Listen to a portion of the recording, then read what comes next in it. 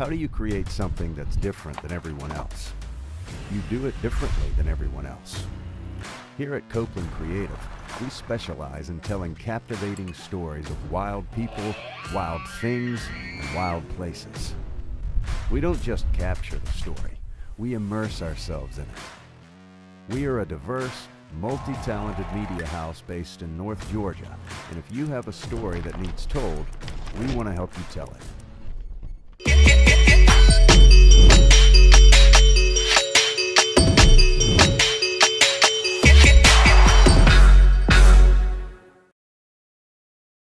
Did that the other day. What the heck? Yeah, this thing is jacked. Oh, why is it doing that? Is it playing through there now? Laptop. How do you? Yeah. But why? It's never came through the laptop before. Something's got changed in our commercial. How do you create something that's different than Whoa. Whoa. Okay. Belmore wanted some There we go. jazzy music. Yeah, okay. Well, What kind of podcast it's is coming this? through. It's coming through. It's coming through my laptop there. I don't know why it's coming through my laptop. All right, we are going everywhere. Let's double check on the stream. Yeah, everything's good. So we are rolling there, and I'm getting text messages in the middle of all this too. So, all right. Anyway, so for those of you that are here with us early, you see Chuck's been here before, but Brandon Maddox from Silence Essential is here. He has come all the way from South Dakota to come on the Redneck Tech podcast and hang out with us for a little while today. So that's going to be fun. We'll have some, me and Chuck's got a couple of cool silencer stories from filming in the past, but more than anything, we're going to talk to you about how awesome y'all's process is, how y'all got it nailed. And then also Keegan's here. This is, which podcast is this for yours, Keegan? Third? Yeah, I can't count that high. Yeah, your third one. Why are you so low?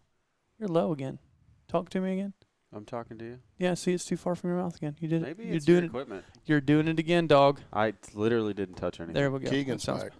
Keegan's back. Keegan's back. Keegan's back. So, yeah. So, anybody on social have any questions throughout the podcast? Keegan's going to be monitoring social media. I'll be monitoring the YouTube, and Chuck's going to sit there and look pretty, not do anything like usual. That's hard. And so if you have questions for anybody here, let us know, and we'll try and answer them during or at the end of the podcast. And we're just going to hang out and tell some hunt stories, tell some silencer stories, and us three have been kind of talking all day today. So unfortunately, you have to fly back tonight, which sucks. But Good Atlanta. well, at least he gets to go back to a cool state. Right. Yeah. That's what Keegan was saying. He's like, South Dakota's pretty awesome. I'm like, I love South Dakota. And you live in what part of it again? Sioux Falls. Sioux Falls. So that's the southeast part, right? You got it. Okay. Yeah. Right near kind of Iowa. Actually, I don't know if I've Nebraska, been to Sioux Minnesota. Falls. I've been to Rapid City a bunch. I think I have driven through there, but I don't think I've ever gotten to spend any time there. It's a nice area. Yeah. Yeah. You got to spend some time there? I mean, just kind of running around. Yeah, I I, haven't. I flew in there last year. It was awesome. Where'd Oh, you really? fly in there for? Oh, it was Oh, for the the World Bow champion- Fishing World Bow Championships. Fishing Championships. Oh, cool. We I were fr- up there around Wabae Lake and Oh, yeah. all that. Beautiful place. Yeah. Beautiful. And I had no idea they had that many fish up there. It was Really? unreal. Yeah. Yeah. Oh, I, It didn't know. was- it I never was heard the story of Like, that I trip. want to go back. Oh, it was awesome. Really? It really was. Yeah. We taking the airboat? You can take anything. I mean, That's a those long lakes are drive full pulling the of airboat fish. from here, though, ain't it? Yeah, but it's wild, like how much those lakes are like actually gobbling up the towns that are there from the groundwater. It's coming up, and it's like there's flooded streets. There's flooded into the Really? town. Abandoned houses where the water's just come up to the houses. Yeah, From groundwater. the groundwater, the water table's rising. Huh. Neat, but the water's just beautiful, crystal clear, just ton of fishing. But there's nothing like where we were up there around Wabae. There's a gas station, and there ain't nothing for 45 minutes. There's another gas station, and there ain't nothing for 45 minutes. I mean, it's just like a little hop, skip, and nothing. There's no, like we had an Airbnb, thank God. So you like don't it- wait until you get to a quarter to stop and get fuel. No. and like trying to find just simple stuff. Like, we take it for granted living here in the South. I'm going to go run to Walmart. I'm going to run to Home Depot. Or, no, you ain't running nothing up there. You're going to take a day trip. Yeah. Yeah. But it's awesome, though. Like I said, the people are great. Probably more redneck people up there than there are down here. I mean, just country farmers, Just super good people, though. We had a ball. That's I wanna- awesome. I want to go Gotta back. love the Midwest. Yeah, there's a romance with the Midwest, and I can't get my wife to like. I'm just trying to take her. We're gonna try and go up to Branson and everything, or like Springfield this year, and do all that. Like, 'cause she's never really been. Like, she's been to all over the Southeast, and she's never been. And she's been like to the West, like Rapid City's as far east as she's been. Like, when you consider the West, I guess. Like, but I want to take her to like Missouri and Iowa, and Kansas has got some parts. Western Kansas is kind of blah, but like Nebraska, I mean, it's beautiful. But it's And even ain't no people. Even like the quote unquote populated areas like Sioux Falls. When you ride around there, like, I didn't stay there all week, but just going to and from the airport from there, got a rental there and went north. You just immediately knows how clean the place is and how nice and well kept up everything is. And you're just like, these people have a sense of pride about their place that, like, people in big cities just don't have. There's not a McDonald's bag thrown out here and a corn bag thrown out there. It's just a lot cleaner look to it. People have a little more respect for their Environment. area, area there. Like, Well, you tell people that make money off the land live there. They respect it. you Yeah. know? here, you freaking Unlike trash all everywhere. Yeah. Right. I was gonna say, drive around most of the Midwest, you don't see trash and box of empty Busch Light cans once in a while. Yeah. Mhm. That's about Well, they like their Busch Light. They really do. I've never met a Midwesterner that didn't. Mm-mm. Well, I Two take that things back. you- The first guy we got permission for in Nebraska didn't drink. It's the only guy I've ever met in Nebraska that didn't drink. Two things you won't find in South Dakota or Nebraska: a T-shirt with sleeves and a full Busch Light. That's good. I'm here all week, folks. That was good. Oh, Lord God. All right, I guess with that, we'll actually start the actual podcast. The Redneck Tech Podcast is brought to you by Mike'sArchery.com. They're a one-stop shop for virtually everything archery, bow hunting, and for your next outdoor adventure. Mike's Archery has been at the top of the archery game for over 50 years, and they want to give listeners of the Redneck Tech Podcast 10% off their entire online store using the code REDNECK10, all one word. Just put the code in before you check out, and your boys will hook you up. The guys at Mike's have always been good to us, and now they can be good to you too. Visit Mike'sArchery.com and get your gear now. Right here, right here, right here, right here. Yeah. You want it? Yeah.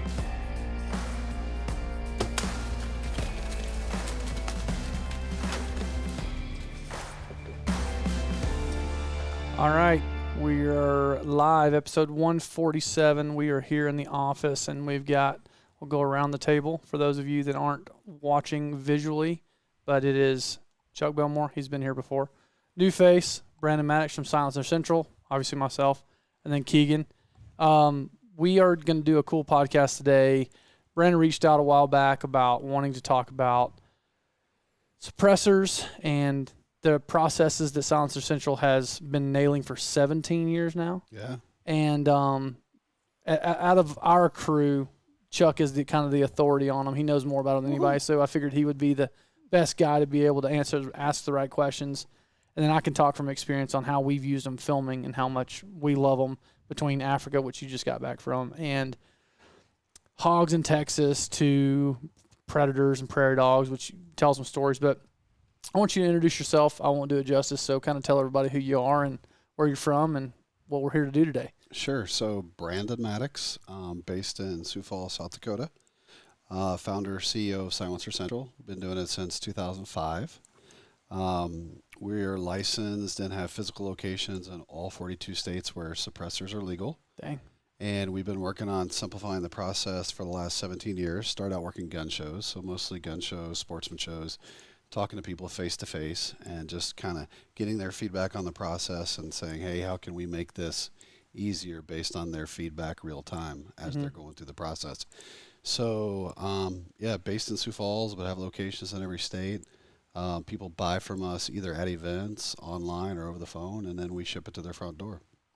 Making it easy. So that was kind of kind of jumping right into it. That was kind of the thing that you said at the very beginning. And this was honestly the deterrent for me when I went to go buy my first suppressor, which I am now currently getting through you guys, was it seemed like it was way more complicated than I wanted to mess with.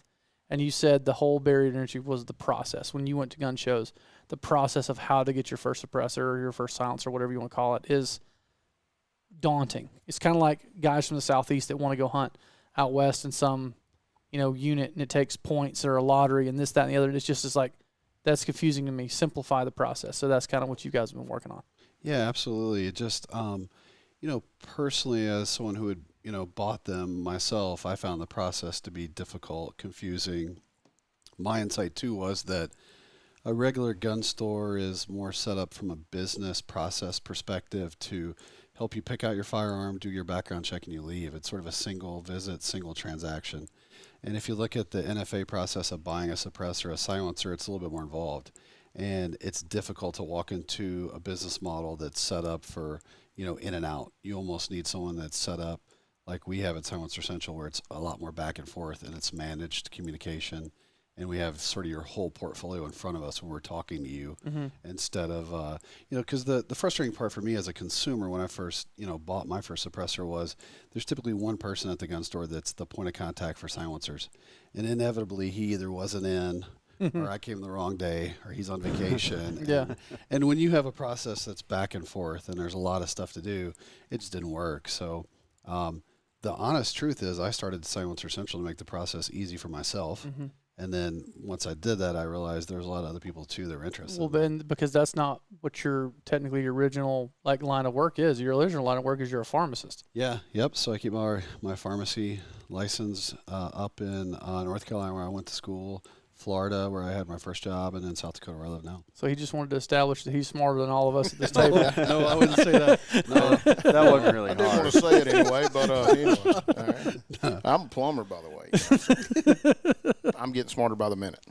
No. What was it you said we should name this podcast? Pills and Cans? Pills and cans. Yep. That's how you go from pharmacy to making suppressors and making it the easiest way to get them. Yeah, exactly. So. Well, that's kind of what I thought, like my process for going through it to get my suppressor with you guys is literally you've had people that literally call out and it's like they almost like, hey, just take my hand and I'll follow, I'll guide you.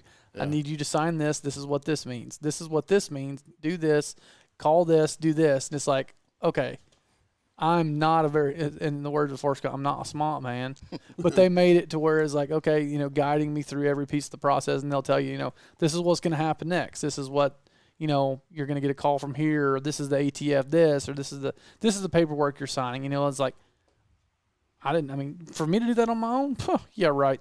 No way.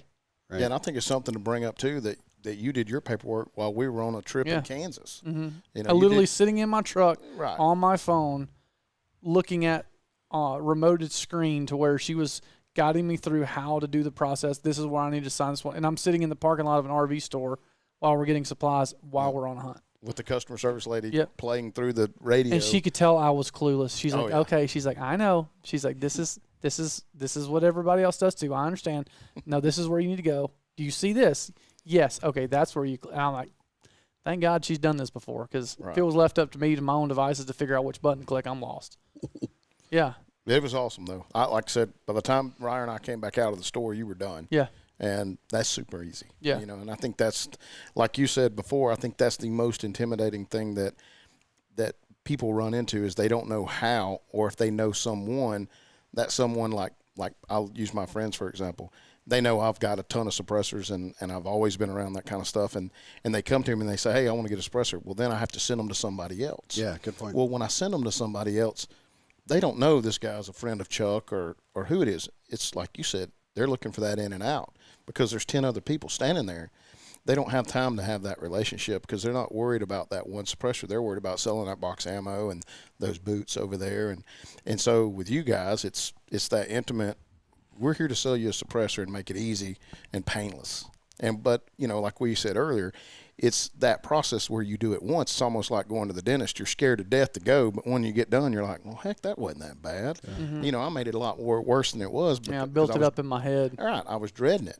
But then when you get your first suppressor and you realize how awesome they are, you're like, well, heck, why is everybody else not doing this? Mm-hmm. So. Well, it's the whole thing, and we filmed with them several times in the past, and that's kind of where we focus our, obviously what we do is film outdoor content. We do lots of hunting, and filming a hunt with a rifle without a suppressor, isn't fun. It's ridiculous. It is, and it's just and it's not fun for anybody that's in the general area, especially the animal on the other end. But it just got to the point to where I'm trying to remember the first time we ever filmed with them. It was probably in Texas with Troy. Troy when we were out there and shooting whitetails. And we would literally sit up on this rim rock in West Texas, and you shoot down in this big canyon, and you just shoot down there without suppression. It just echoes, just boom, boom, boom, boom. Cause it's just it's one of the coolest places ever. And those animals, like, they're like, it's the Thunderdome down there. You know, they're scared to death. And then it was like the next year the first year we didn't have suppressors, and I think it was the next year we did. And then you would shoot down there, and I didn't know what happened. You know, and as the guy running camera, I mean, I don't have to sit there and like try not to touch the camera. Don't jump, don't jump, don't jump. It's just like the shot happens, the camera doesn't jump, nobody's really got to hold their ears, like, and then it's like kind of like we said in Europe, like if you buy a gun in Europe, if you can buy a gun in Europe, and you don't have a suppressor, you're kind of the butthole because you're the guy making all the noise. And just on the like filming Africa. side, Africa, Yeah. You just got back, right? Yeah, absolutely. Yeah. How was that trip? Oh, it's great. Amazing. Yeah. Highly recommend it. What all did you hunt when you were there? Yeah, it's a good question. Plains games mostly. Yeah. But, we'd ride around and they're like, how about that? I'm like, I'm in. I'm in. That sounds like my kind of hunt. Yeah, dude. We did it out of like these almost like mud huts where you're eye level over either water holes or like alfalfa bales. And I did impala, nyala, blue wildebeest, which I didn't bring home,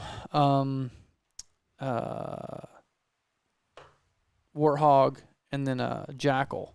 So I had 6 animals. I've recovered 5 of them, and blessbuck. Forgot blessbuck.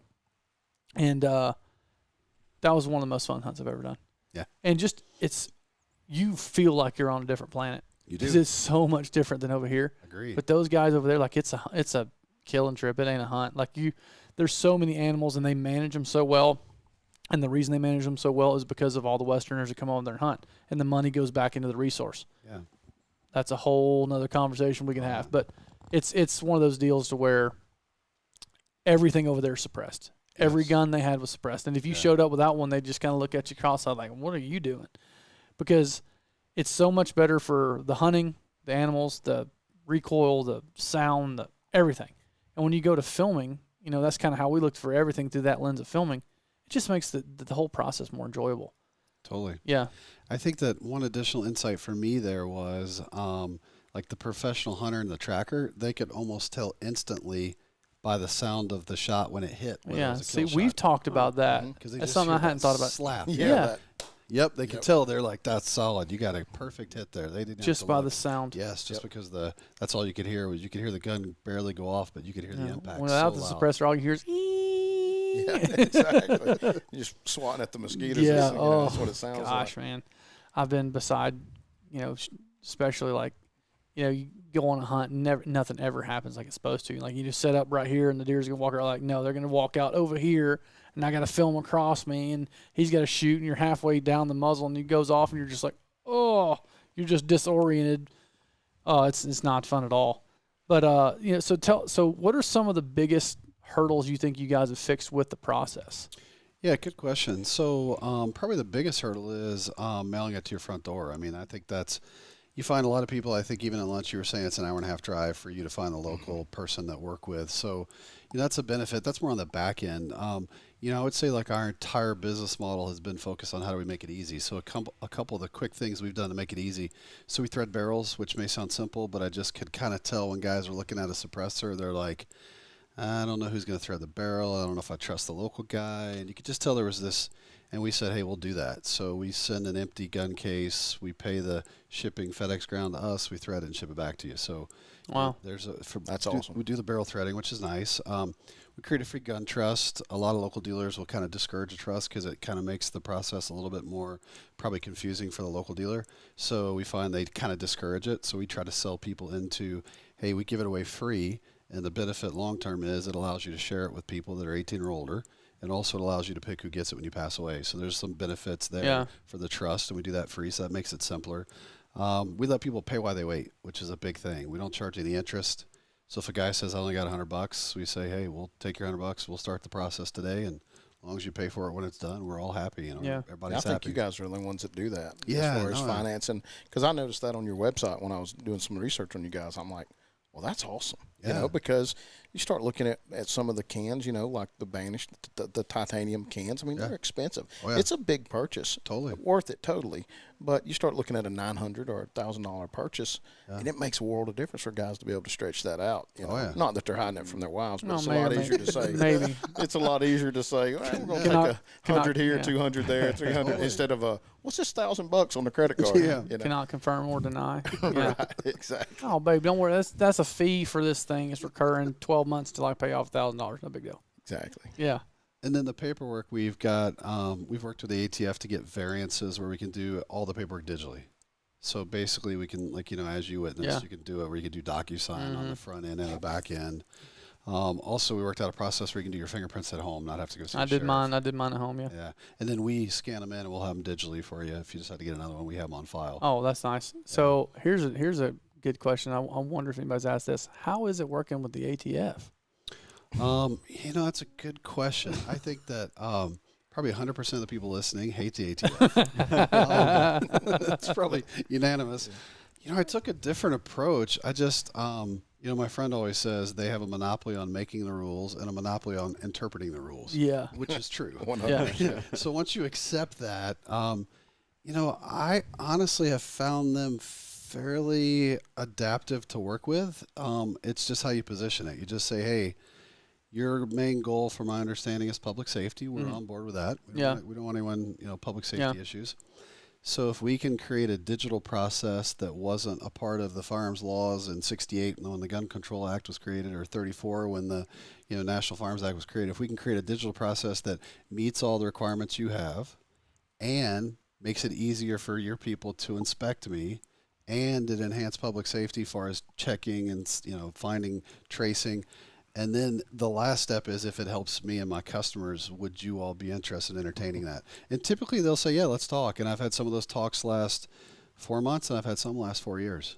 I was about to say, like, what's that? Like, what's the timeline? Because I know they don't go real fast at anything. No. And then the hard part too is you have turnover. They're always moving to different, you know, departments. Oh, and so gosh. You got one group on board and then it switches. But, you know, we've had pretty good luck. If we just sit down and say, hey, here's the way we would like to make this process digital, and it will help you inspect us easier when your people come in. Instead of flipping through paperwork, they're going to have digital stuff they can look through. And I find them to be probably more open to that kind of stuff than probably most people think. People listening will say, they're horrible, they're this. Yeah. And my experience is just kind of that one-on-one. And of course, I'm dealing with the higher ups, you know, probably like the top 15 people from a Yeah. you know, ranking perspective at ATF. So Yeah. it's not as much as the people that I meet with when they come to inspect us. They're like, gosh, you know, the people like, you know, 15 levels above me, I've never even met them. I just Yeah. got memos from them. Yeah. You seem like you're somebody that has the right temperament to be able to deal with something like that too. Like the right, you know, business acumen, the right Yeah. everything to be, because that it's going to take a very, not kid hands, but it's going to take like a very delicate touch to be able to Right. work with those things. And Yeah. but I mean, obviously you've been doing it for 17 years and you know the ins and outs of that. Like to stick with improving a process, which you guys, I'm assuming, are still trying to improve the Oh, process yeah, totally. every day. Totally. Just with 17 years, Yeah. just trying to help it to where when somebody wants to buy a suppressor, this is the easiest way to do it. Yeah, totally. And I don't want to over smooth it. I mean, I've had some tough situations with Oh, the I can only ATF. I imagine. mean, I've had days where, gosh, they called me up there in November 2020 and asked me to meet with them, and it sounded like 2 people were going to be there. There was like 40 people in the room, and it was all their Nice. lawyers. So I mean, I've had tough, like sweating, like how am I going to survive this? But it creates this sort of relationship where you get to know them better. But I mean, I've had to involve my senator, U.S. Senator Thune. He's very high ranking on the Republican side, and I've had my attorney say, Brandon, ATF is not going to read this letter. You've sent them the same letter. You know, they're not going to respond unless we can put it on Senator Thune's letterhead. I'm like, I'll call his office and see. And his kids go to school with my kids, his chief of staff. So we did it, and it got their attention. So, Yeah. there's been scenarios where it's been hard to get through to them. But after a while, I think if they see you're serious and your goal is to improve the process and you're not going away, at some point they're like, all right, we got to listen to this guy. Because at the end of the day, they do have to report to Congress. Congress is the one that makes the rules they implement. Mm-hmm. It's been a fun process over the years, and I feel like that even they will say, because I meet with them probably 3 times a year, the senior level. Like we had actually in Atlanta, we had a compliance conference just a few weeks ago, and we sat down with the top 15 leadership and just talked about, and you can tell we've had rocky paths as far as we've disagreed on stuff. I mean, if they say you can't change their mind, but you can just say, hey, let's try to find another way. But I feel like we're at a good point now where they're very comfortable with our process. They get it. They realize we're licensed. I mean, if you look, Dick's Sporting Good and Walmart are in 43 states as far as having FFLs, and we're in 42. So in their mind, we're one of the largest, sort of providers of firearms and access. So they hold us just as accountable from a compliance standpoint as they would the big names. Yeah. Yeah, I bet that was nerve-wracking sitting in a room with 40 ATF lawyers. Yeah, totally. Oh, my gosh. Yeah. I'm out on that. Yeah, me too. I'm not going to say that I've ever done anything, but I would think that I did. Just be like, yeah. They're like, hey, this is the sacrificial lamb. We're taking this guy with us. That guy right there. This guy, the short, fat one. He's going with us. Put the cuffs on him. Shoot his dog. Take him with us. Yeah. That's funny. So one of the ways you guys have made it even easier, and I want you to explain this process, is you guys have banished suppressors, which are yours. Yes. So there's a process to where you buy a suppressor from a different company and you try and transfer it through a dealer. It takes even more time. So you guys have kind of streamlined that as well. Yeah, good question. So some people, there's a misconception we only sell Banish. No, we're a dealer. We can sell anything. So if someone wants something that's not on our website, just call us. We can, get it. It's just always our mantra has been, how can we make the process as simple as possible? And we worked with another manufacturer to create the Banish line. The firearms manufacturer actually in Sturgis helped us design those. Nice. And we've been able to offer those. And the good thing is we probably keep about 70 days worth of inventory on the shelf. Wow. So when someone calls and says, yeah, we have a cage that's got $100 million worth of suppressors in it. Most of them are sold, but we keep inventory on the shelf. So someone calls and they want something, we can grab it on the shelf and we can send the serial number and submit it and everything's done. That's how we can do things so quickly. But if someone really all the other manufacturers go through wholesalers. So you're really sort of depending upon the wholesaler to give you product, and there's really no incentive for the wholesaler to give it to me versus someone else. Mm-hmm. The hard part with most of the wholesalers in the firearms industry is that they sell everything. So a regular gun store might be more of a better customer for a wholesaler because they sell handguns, long guns, ammo, and suppressors, whereas we do just suppressors. So there's really no incentive for the wholesaler to sell it to me because they're going to get the same margin as if they sold it to anyone else. Mm-hmm. So it makes it a little bit harder if someone wants something that we can't get direct, whereas the Banish, we have them made for us. We have, put in purchase orders so we know how many we're getting each month. So we can just basically serialize your paperwork instantly and send it on. And I know that, your audience obviously focused on hunters. That's kind of where I came from a consumer. That was my next question. Yeah. So what was your aha moment? Like, this is something special that I have to pursue more. Yeah, so good question. But I was thinking, from the hunter side, most of our product is all titanium. Oh, okay. I find, when you're in South Africa, you probably saw they use aluminum. Yeah. They could buy them over the counter, so it's a disposable item. It's sort of purchase. If it wears out, throw it away. Whereas here in the U.S., it's hard to get. Got to pay a tax to get it. You might as well make them right. So ours are titanium, so you get the lightweight, but you get stronger than the stainless steel would be, and you also are going to get a quieter product. So that's kind of what the Banish has always been focused on, the hunter. Oh, I got you. Well, so I was kind of saying earlier, my aha moment was when we went and did that first Texas hunt. These things are amazing. Yeah. And you said that yours was when you were hunting prairie dogs, right? Yeah, totally. So, I grew up in the South here, and I used to always go fishing with my grandfather in Alabama. We'd go catfishing, and every year, I would be in school, and I would think the whole school year, what bait could I use this year? Because, every summer I'd spend in Alabama, and, it's liver one year, and it's shrimp, and so your brain is always thinking, how can we get something better? It's going to catch them all this year. Do better. Yeah, catch them all. Everybody wants to catch more. Exactly. So same thing with prairie dog hunting. I started prairie dog hunting, and, you're testing different bullet, hollow points, VMAX, different things. And then you're to the point of, gosh, I drove 4.5, 5 hours from eastern South Dakota to western South Dakota. First shot, thousands of prairie dogs scatter, and then they're gone. I'm just sitting down there on a bench waiting for them to come out. So at some point I'm like, gosh, how can I do something different? And that's when I got the idea of a suppressor. And gosh, early 2000s, you read online, there wasn't really anything about using suppressors in hunting. Mm-hmm. The local gun store couldn't give me any insight as to whether it was even going to work. So I kind of bought one on a hunch. But, the funny story is that the first one I bought and finally got in, and it was a real pain to buy. And that's the reason why I started the business, was just because I had such a bad process and buying my first 2 or 3 at the local gun store. But the aha moment for me was I was out shooting prairie dogs with my suppressor the first time, and I ran out of ammo. And I was like, this is the real deal. You always pack so much more ammo than you really need. ever need. Yeah. And to run out, I was like, man, this is And you huge. could have kept shooting. Oh, yeah, totally. Gosh, I mean, it looked like a civil war. There's just blood everywhere.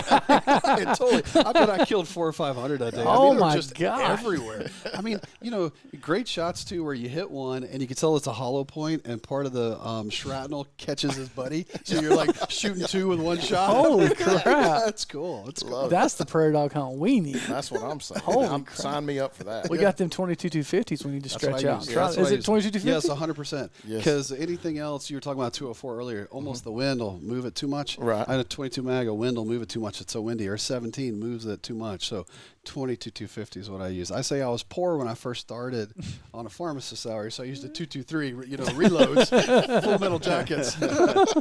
But now I use 22-250s. The good stuff. Yeah, Dang. exactly.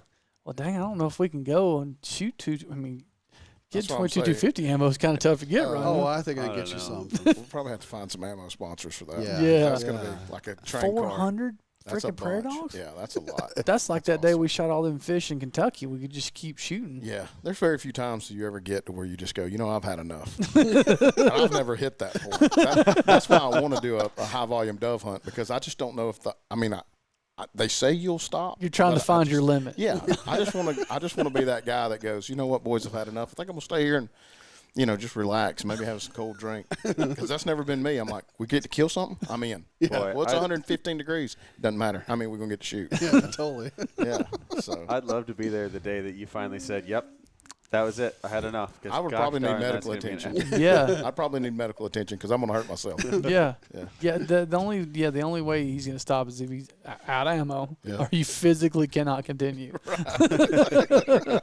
There's going to be a breakdown in the cycle somewhere. Yeah. Yeah. But I've always people ask me about Chuck. Like, what's the deal with Chuck? I'm like, listen, here's all you need to know. If you got a 180-inch whitetail tied up, or he can go to a chicken house and shoot rats all day, he's picking, doing the rat killing. And I'm going to try Every my best to finagle both of them. But we're starting with the rats. I'm going to do a deal where I can get the whitetail the next day. Yeah. That's funny. But yeah, I'm like, that's all you need to know. He's a quantity over quality all day long. Every time. Every time. That's cool. I'm not here for a long time. I'm here for a good time. Exactly right. What was your? You said you bought one back when? What was your Man, kind of aha moment? I got my first suppressor my senior year of college. It was like my graduation gift to myself. And nobody that I knew growing up, or I had never even seen one personally. I'm showing my age. The internet was like an eye-opening experience for me when I was in school, because, we had to use it for everything. When I got to college, we didn't have it when I was in high school. So when we got to college and getting on the internet, I got exposed to all this cool stuff, like the sniper forums and all the guns and ammo stuff and stuff that you'd read about one time in the Guns and Ammo magazine or the Shooter's Bible. Well, now there's just pages and pages and pages of this stuff on the internet from all these different people all over the United States. And, man, I was just super consumed by it. I'm like, this is awesome. Well, then I found about suppressors online. I'm like, hold up, you can actually get one of these? Wait 90 days and have one? So, I just started looking, and like back then there was only like 2 manufacturers really that did everything. What was the name of that thing? It was a Thunder Trap. Thunder Trap. Yeah. Back then you had Gemtech and AWC, and they were really the 2 big dogs in the market. And that was really about it. I mean, for a civilian to get their hands on one was one thing, but there just wasn't a lot to choose from. So long story short, I saved up my money, bought that, and gave it to myself for a graduation present. And I'll never forget all my buddies. I told them, get me a suppressor, First time we go and shot, they're like, this thing sucks. They're like, this ain't worth no money. I'm like, what do you mean? Because they thought it was going to be like in the movies. Oh, yeah. Yeah. And I'm like, no, it don't work like that Yeah. unless you put one of these magic bullets in there. So I'd always keep a thing of subsonics just to show them. Yeah. And I'm like, now, and they're like, oh, that's all I'd shoot. I'm like, no, that thing's only, under 1,000 feet a second. You don't want to hunt with this, you know. And they're like, well, that's a lot quieter. And I'm like, well, yeah, but, everything's got its place. But then after that, I fell in love with it because I'm like, this is so cool. I don't have to wear earmuffs, and not until later on, because they wasn't legal to hunt with in Georgia at that time. So you couldn't hunt with them legally. And it used to kill me, too, when I'd go deer hunting. I'm like, God, this sucks, man. I wish I could use my suppressor. And it wasn't so I could kill more. It's just so I didn't ring my ears every time. Well, that's my thing with, You like, know? kids, man. Like, you trying to get a kid to shoot their first, their first deer or their first whatever, and you lay them down on a 243 or something, and they touch that thing off, and And the world comes undone. Yeah, Yes. and they're scared to death. They're scared of the recoil. They shoot it one time, they don't want to shoot it again. Mhm. And whereas you be able to put that suppressor on there and reduce some of the recoil, and then just not that just bone chattering boom. My dad, he can't hear fat hog farts because he grew up his whole life shooting shotguns and rifles with no ear protection, and driving tractors his whole life with no hearing protection. And now, you get a suppressor. Like I told him about the one that I'm getting, and he can't wait. He's like, 'cause that's why he doesn't want to shoot guns now. Right. He's like, my ears are gone already. I'm gonna keep what little I got left. Well, Like I'm thinking about my son, taking him and putting a suppressor on the gun and being able to shoot it. It's such a good tool, and that's kind of my bread and butter with suppressors, and that's like my thing, and I use this as an example. Last week I was on a podcast with those guys from Eastman's, is that at the end of the day, why does Chuck Belmore do what Chuck Belmore does? And one is that I love the outdoors. I love the opportunities I've been given to work in the outdoors and meet all these cool people and all this stuff. But two, on the backside of that is that I'm doing it for a reason, a little bit different reason than that. I'm doing it so my kids will get to enjoy it. So your kids, your little girl, or your little boy, your little girl, vice versa, will get to do it, because if we don't do it and promote it in a positive way, those kids are not going to know about it, and they're not going to be exposed to it, and they're not going to care about it. Well, suppressors are that one tool that I have found, and this is from my own experience, but from a lot of people's experience I talk to at gun shows and stuff. That is the one tool that gets my kids outdoors with a gun. Mm-hmm. This is the honest to God truth. I could pick up my phone right now and call my kids and say, hey, y'all want to go shoot today? They'd be like, what are we shooting? If I say anything with a suppressor, they're like, we're in. I say, we're going to shoot a shotgun. They're like, heck no, we're good. Mm-hmm. Is it sighted in? We'll go turkey hunting with it. As long as you got it sighted in, I'll shoot it. Mm-hmm. But they don't want to go out and just shoot it. Mm-hmm. I put any of my ARs, any of my bolt actions, anything. I put a suppressor on it. My kids are like, where's that ammo, dude?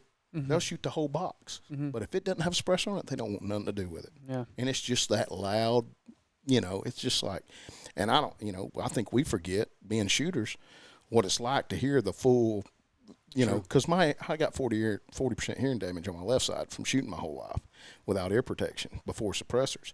And I think now, we don't know exactly how loud it is. We don't feel it like a kid does that's got virgin ears, to that kind of loud noise. Yeah, throw a muzzle brake on the end of that thing.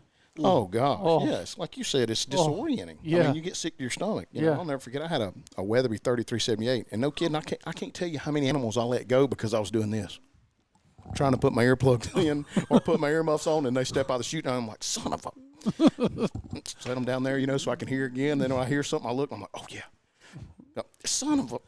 because they walk across the shooting line. Hunting in Georgia, you're hunting roads, And but what I was getting at is that it's a tool for conservation because you expose kids to shooting and to the outdoors. Yeah. And I think that's one of the things a lot of people overlook is, what are we targeting right now? I'm targeting the kids in that 17 to 35 market, the guys that are going to spend money, the guys that are going to keep doing this for the next 30 years. And what is important for them? Having their freaking hearing. Yeah. And that's one of the things that ticks me off so much is that if I leave here today on the way home and I stop by Home Depot, I can't buy a lawnmower. I can't buy a weed eater. I can't buy a nail gun unless it meets the OSHA requirement. Mm-hmm. I can't go buy an excavator unless it's got an OSHA-approved muffler on it. But I can go buy a gun and deafen myself. Yeah. It don't make any sense. Yeah. If the government is going to regulate your hearing protection for this, they ought to regulate it for that. Yeah. And that's just kind of the way I look at it, Yeah. But that's my soapbox. What's ever happened with that? What's going on with that with the Hearing Protection Act?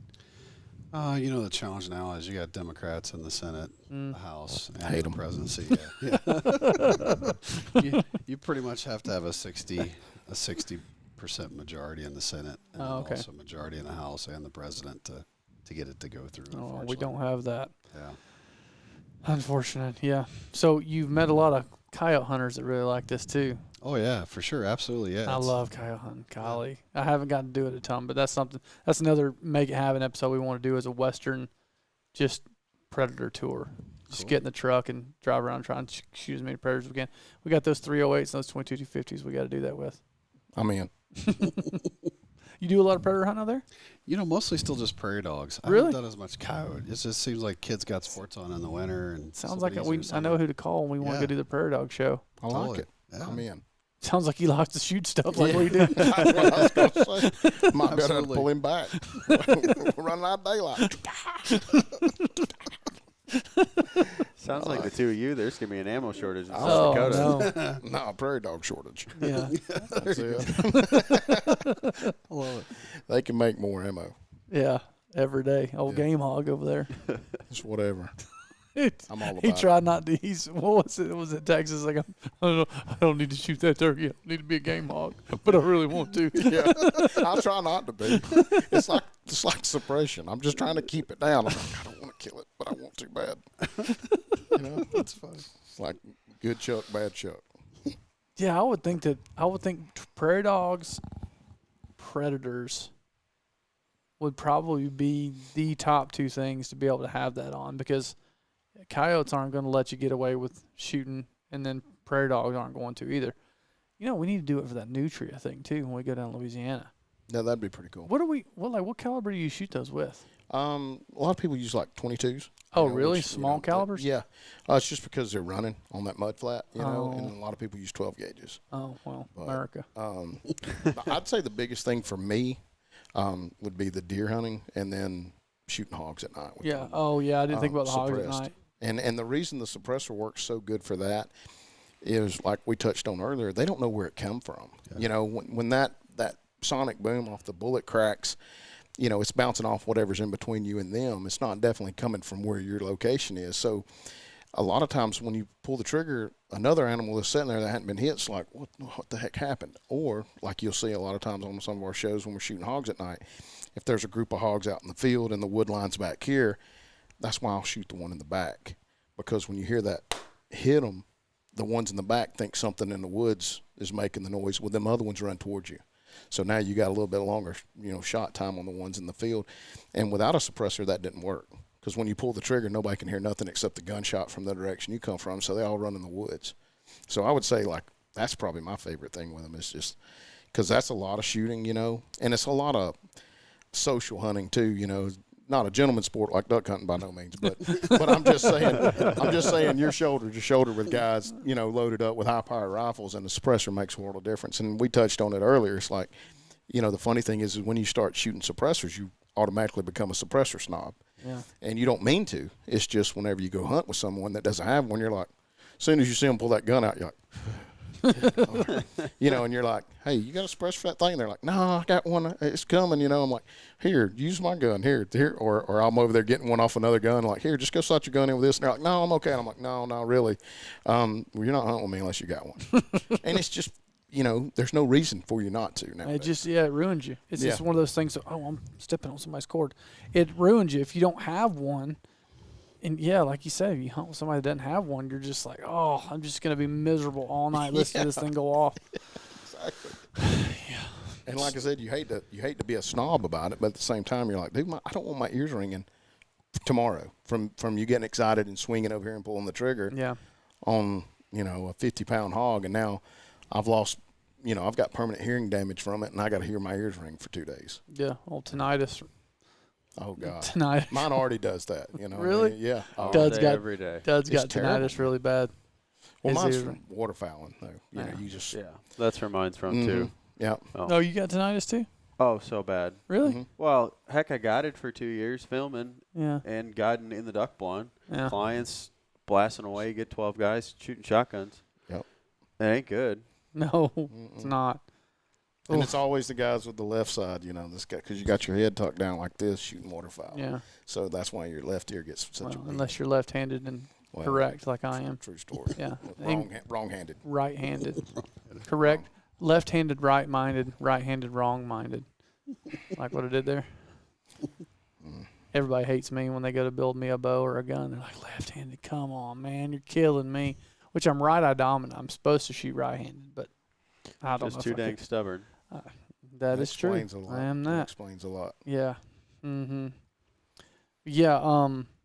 I want to do prairie dogs now, and hogs again. It's when do we need to do hogs again? When do we It's do coming that up. last- They're about to cut wheat now, so it'll be a Ooh. couple weeks. Couple weeks you'll have when they cut the wheat crops, it'll be good, and then they'll be replanting, fall crops. So planting time's coming up, and then it'll be kind of that dead period for a couple weeks once the crops come up, and then be back in the fall. during Maybe harvest. mine will be here by then. Maybe. Yeah, that's another good thing we could touch on is the new style with the E-forms. How's Yeah. that working out for you guys that you've seen? Yeah, that's a good question. So the hard part is the feds have 200,000 they're sitting on that were done paper. And so I think they're holding back releasing all the e-forms that they're approving digitally because there's a lot of upset people who've been waiting over a year for the paper. So we're kind of in that phase right now where half my customers are mad at me because they're waiting over a year. Yeah. Yeah. And the other half are happy because they're getting approved in 90 days. Yeah. So it creates a tough situation for us. As Yeah, soon as you and- send an email out and say, hey, we're getting them in less than 90 days, the guys are waiting a year and a half for giving you 1-star reviews on Google. And that's the thing, and people just don't kind of understand the process, and that's something I have seen not only with you guys but everybody across the board. It's like it's not your fault, No, and totally. it's hard as a business owner to say that. You never want to say that Yeah, to your customer totally. because the customer's always right. Right. But at the same time, you're like, well, guys, I can't help it. That's just the way. Yeah. Once they implemented these new e-forms, Right. you guys were sitting there with your hands tied. You're like, well, I'm surely not going to gripe about having them back in 90 days, but it sucks for you guys that bought one 3 months ago. Yeah, Because didn't use if you e-forms. did, Yeah, if it's you hard. didn't use e-forms, now you're going to be waiting a year, and this guy over here that bought one 3 months after you bought it is going to have it back in 3 months, and you still got 6 months to wait, and it's just That was another main reason I never did it. It's just like I gotta wait how long? Yeah. Golly. Yep. It just wasn't worth the juice wasn't worth the squeeze for me. Which Right. I mean I film a ton of hunting. I don't get to do a ton myself, but it's one of those things I legitimately want it so my kids could shoot whatever, That was my whole reason for it. It's not even for myself as much as to have it for them and to be able to make sure they don't grow up with 40% hearing loss in an ear. right. Because my dad did that, and I was probably pretty close to it until I started. Because when I was younger, I was like, I'm not wearing ear protection. I'm not a sissy. Right. Just young and stupid. Well, and too, like we're talking about, focusing it on hunting instead of target shooting. Ear protection's not really on my top majority when I walk out of the house and want to go kill something. Because guess what? I need to hear. Yeah. Hearing is half the battle. How Yeah. many times have you been walking down a logging road and you hear something over the ridge walking, you're like, well, if I'm walking around with a set of earplugs on, then I'm not doing my job as efficient as I can do it. So, and then when the shot opportunity presents itself, I don't always have time to reach in there and put some earplugs in, like I said. So I think that's where a lot of it comes from, and that's one of the driving forces behind these states that legalize hunting with a suppressor is that you actually got some people in there with some damn common sense, that said, well, this is stupid for letting these guys go out here and damage their hearing and letting these kids go out here and damage their hearing because they're hunting. They ought to not damage their ear every time they pull the trigger. So I don't know. It's great to see that the states have come around, and it's 42 now, right? Or, Good question. So it looks like Vermont, the governor's going to sign in where they can do Really? it too. So it'll be a 41 of the 42 states where they're legal. So Okay. only Connecticut will be illegal now. Nice. Looks like where it's trending. Come on, Connecticut. That's Get your awesome. stuff together. Yeah. And I tell you, the ball really got rolling on that quick. It's like states just jumped on the bandwagon one after the other. And it's just so hard to argue why you can't hunt with one, Yeah. So that's really good to see. But you guys, I know Caleb touched on it earlier, the banished suppressors that you guys have. Yeah. I mean, top of the line, titanium, Yep. Comes modular. apart to clean. People Yeah. like that. You'll clean them. That's what I was going to say. The super easy to clean, take them apart. One question I had for you Yes, sir. that on, if the guys want to go to your YouTube page, I have a ton of YouTube videos that are super helpful. But one of them I didn't see was just this year I started using what is it? Not hydrosonic. Maybe it is hydrosonic cleaners. Yeah. Are they safe to use for your guys' baffles? And Yeah. and what type of solution would you suggest? Because that was the first thing I seen when I seen your suppressors were modular and you could take the baffles out. I'm like, well, that'd be awesome just to throw in that cleaner and that thing will be like brand new. Yeah, totally. So what we like is that calcium lime rust remover. That little green bottle. It's CRL, basically yeah. it's basically acid. Okay. So it's a little strong to use it full strength, but if you do half and half the water Okay. and just let it run in that, it'll take the carbon right off. Good deal. It eats it right off, which is nice. And the good thing about the Banish 30 is all the baffles are the same, so you don't have to worry about what order you put them in. It's not hard to take it apart and clean it. Now, what you do want to be careful with is you typically don't want to put the tube in there because it will eat the Cerakote off. So, Right. Yeah. So just the baffles, Yeah. which are the titanium, the raw Yeah, titanium. Exactly. Yep. Is the Banish Gold the same as far as just 2 more baffles? Yeah. Okay. Yeah. Yeah. It's got a lot of little smaller baffles. Yeah. They come apart too. Throw them in the cleaner. Good deal. I haven't physically put my hands on it. I'm waiting for Caleb to get his, so I'm excited to monkey with it. But Yeah, he's already trying to steal mine. I'm Yeah. going to. I mean, it's just facts. It's facts. That's all I can say. It's going to happen. But yeah, I was just curious about it. But that when I seen that it was easy to clean, because all the ones I have now, they're all sealed. There's no cleaning. Totally. You know, I'd say probably 40% of the people that come to the shows, they want to take it apart and look at it. That's just in some people's nature. And that's why we said, hey, why don't we do that? Because when I first started doing it, the rimfires didn't come apart. No. And then people started thinking, hey, I want to get the lead out. The bullets aren't jacketed. And then people are like, wow, you let the 30s come apart too? And I'm like, well, everyone just wants to be able to clean them. The mental concept is that if it's filling up with carbon, I'm going to have less place for the gas to expand, and it's going to end up getting louder as it gets filled up. constriction. People worried about it's going to constrict the tightness of the hole through and potentially cause accuracy issues if it's touching stuff.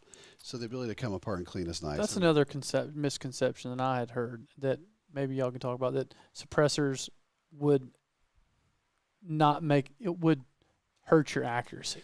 That's a good question. So what we found is any test we've ever done, it speeds it up, because I guess video games show that it decreases Yeah, the it feet per slows it second. down, Yes, yeah. but it doesn't. It speeds it up. It's kind of like having a longer barrel. It just speeds it up a little bit, 10, 15 feet per second. Yeah. But accuracy, they found, is enhanced, but it's more of the weight on the end of the barrel. So it's Yeah. kind of like the bull barrel concept of you're not getting okay. as much jump or recoil. So it's just accuracy, obviously, is a measurement of tightness of the bullet grouping. And with having that extra weight on the end, it helps. But the other thing to remind people is that the hole through the suppressor is bigger than the bullet, so nothing's touching.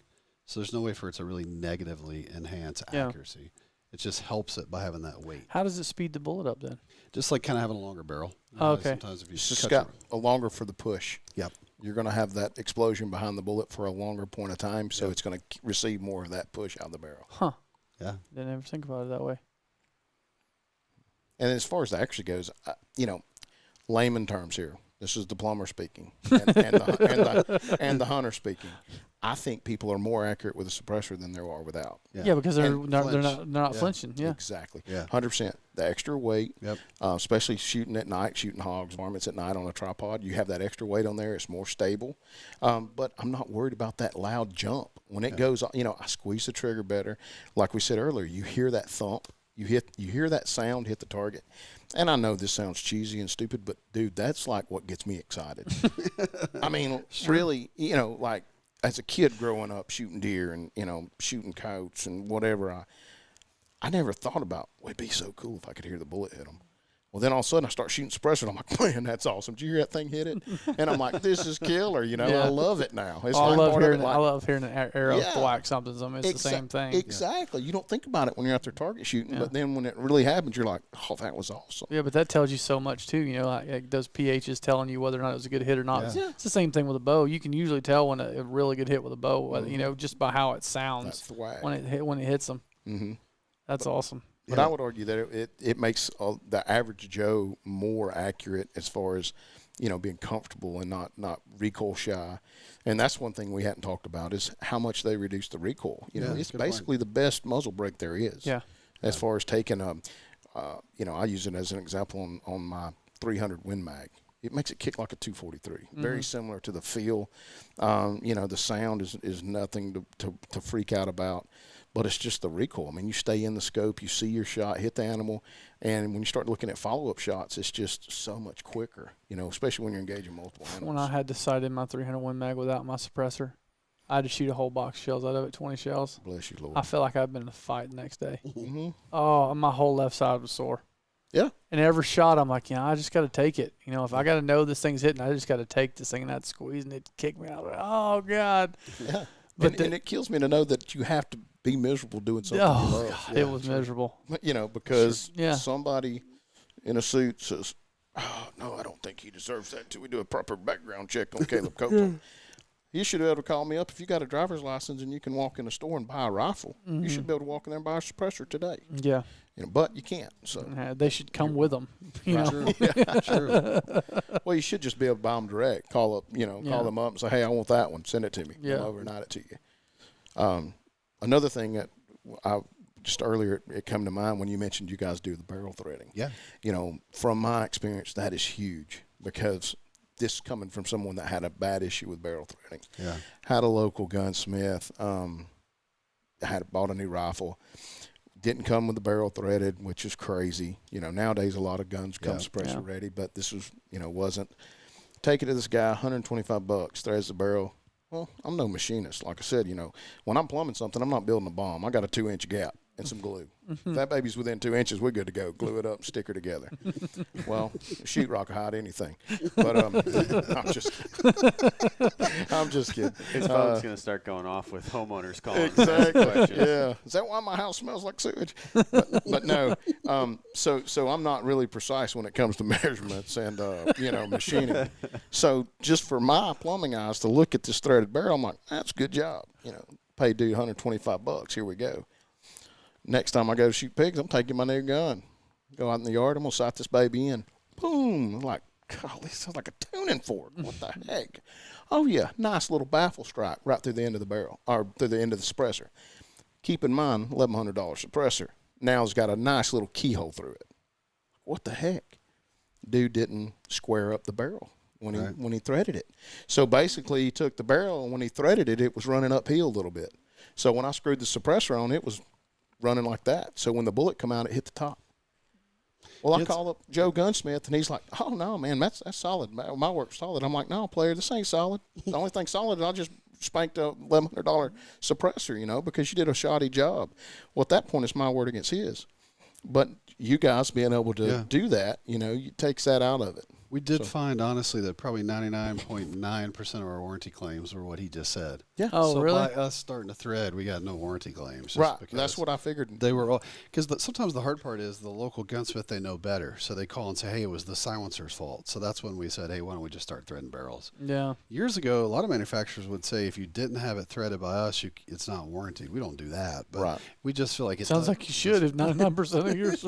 Well, that's about all you can screw up on one. Really. Yeah. I mean, unless you melt it. Yeah. Which, some of yours, I think the Banish is select auto fire, and then the gold is full auto. Yeah. So, but, your average Joe doesn't have a machine gun he's going to run 100 rounds through at a time anyway. God. So, America. So most of your warranty calls are going to be baffle strikes, and that's from someone shooting and letting it get loose, not keeping it tight, or someone having a threaded barrel that's not right, or malfunctioning the shell somehow, ammo.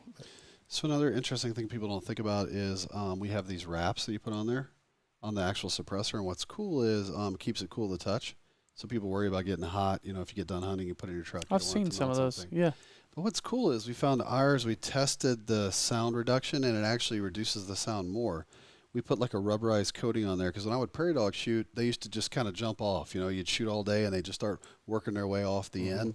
So we put like a silicone coating on the first layer, and it almost like a rubber to hold it in place so it won't creep.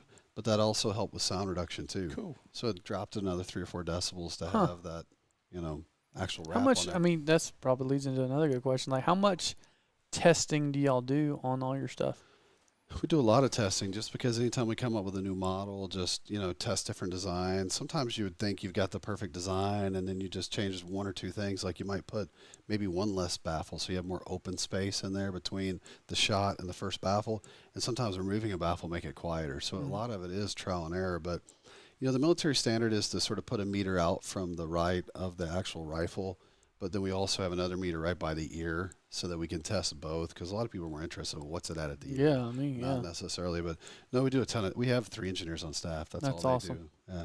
That's something that I really respect a lot out of, like, we wear a lot of Sitka gear, and they do so much testing before they put products out. And we also have other companies we work with that do literally zero. And all those things show in the end user when, something's been really put through the paces. Yeah. And it's like, these bows that come out, it's like, this thing shoots 400 feet a second. It's like, but does it really? Yeah. You know, Yeah. it's like what all did you have to do to finagle 400 feet a second out of that thing? Yeah. Versus, you know, guys that put things through paces and you can believe what they say because, I mean, let's be honest, some of these hunting companies, they don't test their stuff, not like they should. True. No, I agree. And I think that's really important, and I think that just builds trust with guys like us because, you know, and that'll come from Keegan and Chuck too. It's like I'm to the point now in my, you know, hunting career to where I'm not going to buy anything. I'm not going to go out and spend money on something that's, you know, a piece of gear that's $100+, whether it's boots, whether it's clothes, whether it's a gun, whether it's ammo, whether it's anything, without consulting my group of friends that I do it with all the time. Yeah. You know, and when I'm going to go buy, you know, but, you know, before I met you, really, it's like if I was going to buy a suppressor, I'm going to call Chuck. Yeah. If I'm going to buy boots, I'm going to call Dudley. If I'm going to buy, you know, this, I'm going to call, you know, when I want to buy an RV, I called Brock. You know, I know somebody, and I for me to just to go out willy-nilly and buy something, it's like these people have tried it, they've tested it, they've worked through it, they know the good, bad, and ugly of everything, and I think that's really important for people to know, like that there's tests that are going on, and we're like you said, you know, you put the meter out in front of the barrel, but you also do it at the ear, which is what I would care about. Totally. Yeah, because that's the important spot.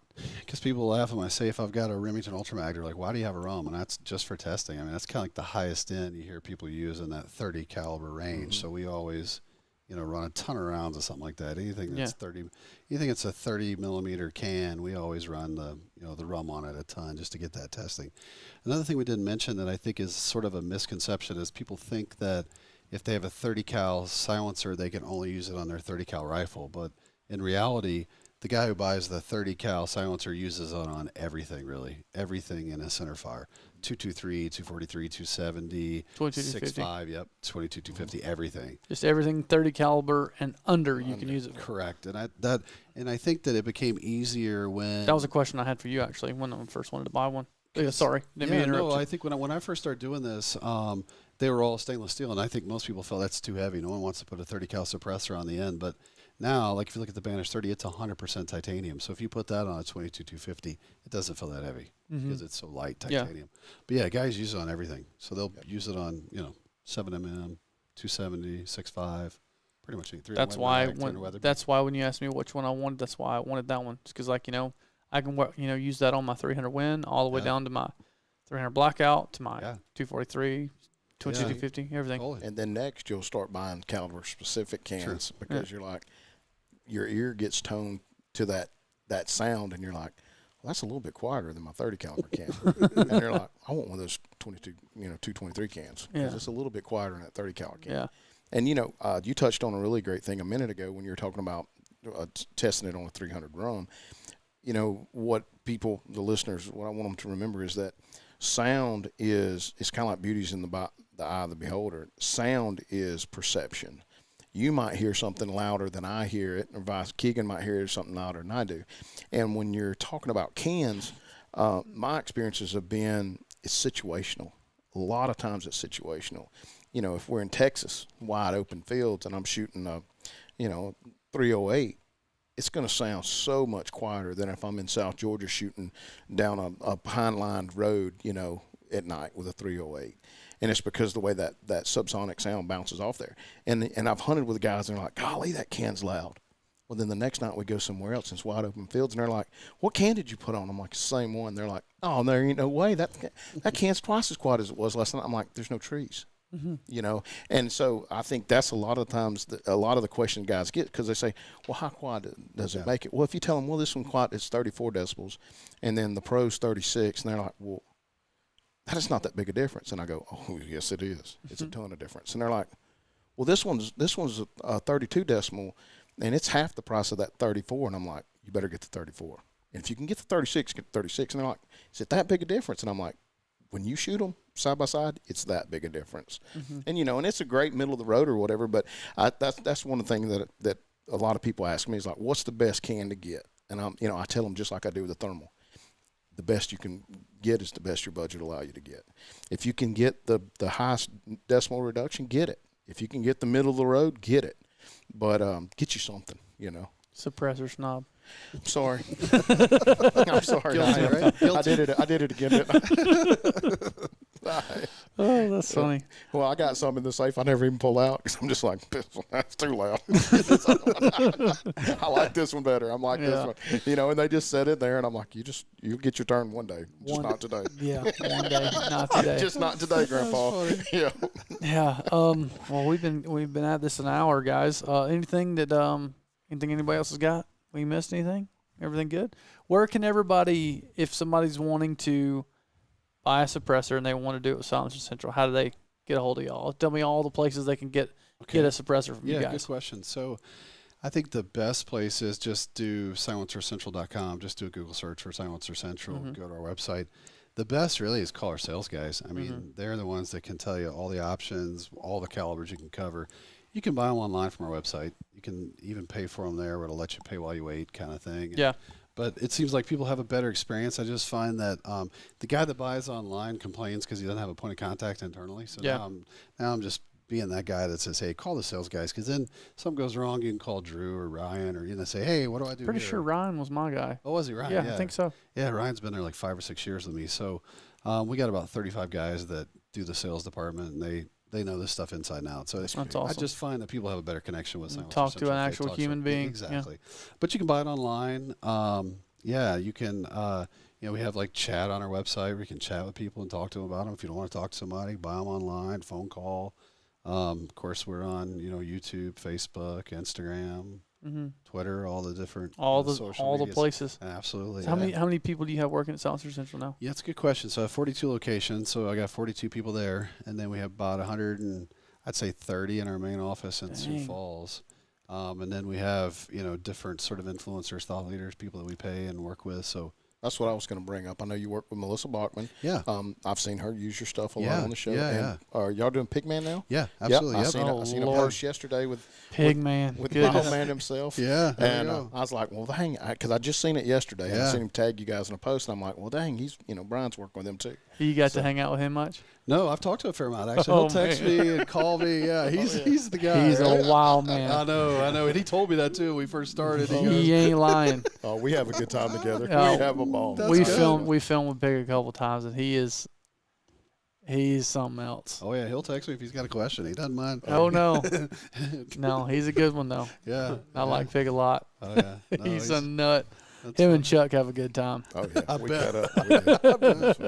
Not bad. Yeah, you need to come to a trade show and you get them two together. Oh, yeah, think we you had a good time today, man. Ooh, them two idiots going back and forth. Oh yeah. We have fun. But also too, we talked about earlier is O'Neill Ops. Yeah, those yeah. guys. Yeah. That was one of the biggest influencers I know. That's not ever.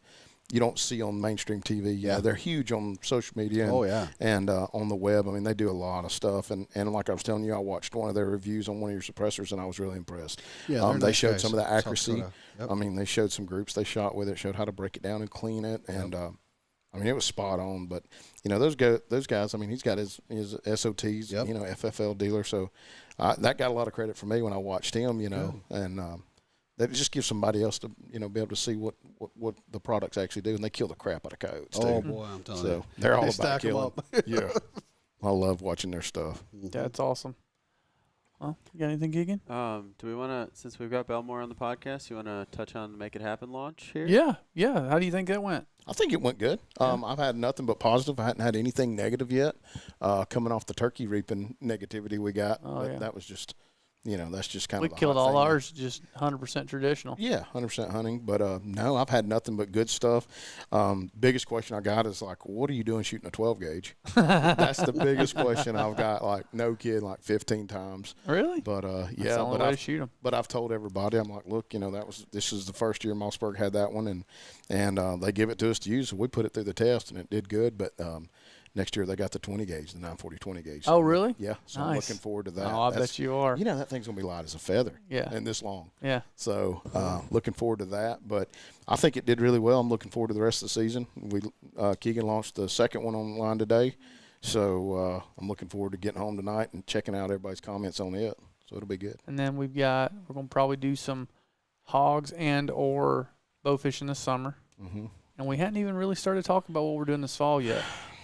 We're gonna be shooting stuff. That's for sure. We just don't know what yet. Yeah, we got to be shooting something. I know we'll do Texas again. Troy, I've already talked to Troy. We got 4 episodes down. We're going to try and do 4 to 6 more. So 1 or 2 this summer and then 3 or 4 this fall, and that'll be a good year. Yep. But all with guns, so I'm excited about that. Yeah, we know you're not the bow guy. Well, it could be. Yeah. But it's just, if they send the guns, I'll use the guns. I'm not going to say no to that. Yeah. No, we had a good time. Texas was fun. Kansas was fun. It's just so funny. We go from Texas is 90 degrees to Kansas. It was like in the 20s. Nebraska was in the 20s, and then we went to Lee and Tiff's. It was a heat index of 105. It was miserable in Iowa. That's not. It's the most miserable weather I've been in. It beat everything here in the South. It was horrible. Hey, I don't know what happened up there. y'all are not living right. I've been trying to tell you that, and I wasn't there, so you can't blame it on me. Well, it didn't rain, so I know you weren't there. Right. True story. I got web feet. Yeah, we tell farmers to invite us to come hunting if you need some rain, because it'll rain if we get there. If not, it'll rain the 4 days before we get there. Yeah, Be a muddy mess. 100%. Yeah. It's funny. All right, well, Brandon, thank you so much. No, thanks for having me. Yes, Chuck, thank you. I guess thanks for coming up, I guess. Glad you come and got I'm your gonna steal stuff out of my something. office. We'll steal something before I leave for gas money back. That's funny. All right. Thanks, guys. Peace.